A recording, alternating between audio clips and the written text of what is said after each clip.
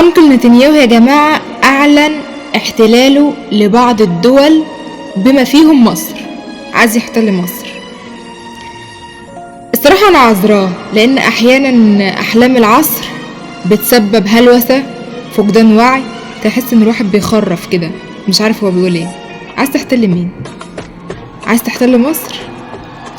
عايز تحتل أرض حضارتها 700,000 سنة؟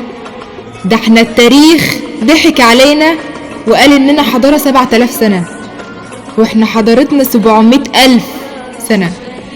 عايز تحتل مصر لما هي اصلا منبع الرجالة وخير اجناد الارض؟ عايز تحتلها؟ طب حاول، المغامرة حلوة برضو. ده احنا لو مش هندخل الجيش المصري ونسيب بس رجالة مصر وشعب مصر عليكم، وربي ما هيبقى لكم وجود على الارض. الدولة عمرها 70 ولا 75 سنة هي اللي هتحتل ارضنا. دولة لسه عمرها قد جدي.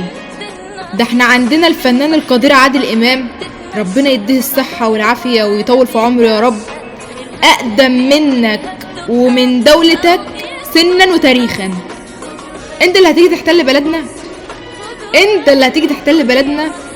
طب والله اقسم بالله اجمد نكتة سمعتها في 2025 ان نتنياهو يحتل ارض مصر. عجبتني الصراحة. لا ويقولك ايه، انا جنت من اجل حلم اسرائيل الكبرى. انا عارفة الصراحة والله، يعني انا عارفة ان لما الواحد يبقى مريض نفسي بيتخيل حاجات مش موجودة، حاجات وهمية في عقله هو بس. الشعب اللي ما سمحش انها تتاخد في 73 هيسمح انها تتاخد النهاردة؟ مش بقولك انت مخك تعبان؟ عايزاك تفوق لنفسك كده وتشوف انت قلت ايه وعلى مين.